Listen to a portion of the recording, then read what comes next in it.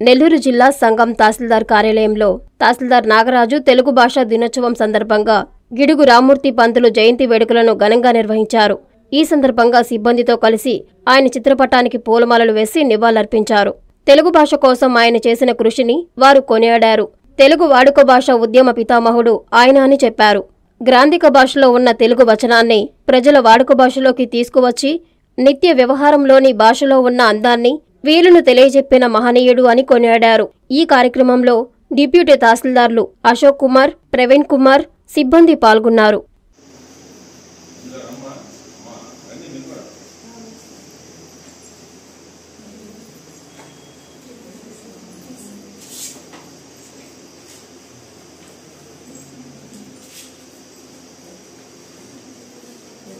తెలుగు భాషను అభివృద్ధి కోసం ఎంతగానో కృషి చేశారు.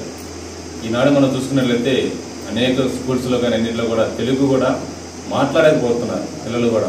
కానీ మన మాతృభాష మన తెలుగుని మన బిడ్డలకు అన్ని చోట్ల కూడా మన తెలుగులో మాట్లాడి ప్రజలకు అర్థమయ్యే విధంగా అన్ని విషయాలు కూడా తెలియచేయాలని చెప్పేసి అందరికీ తెలియజేస్తున్నాను.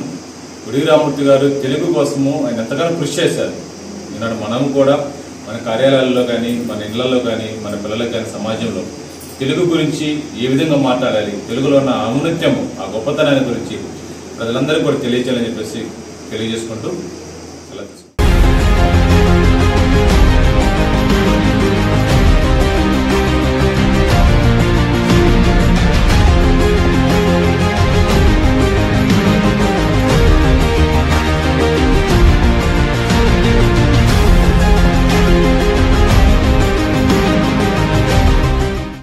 రాష్ట్ర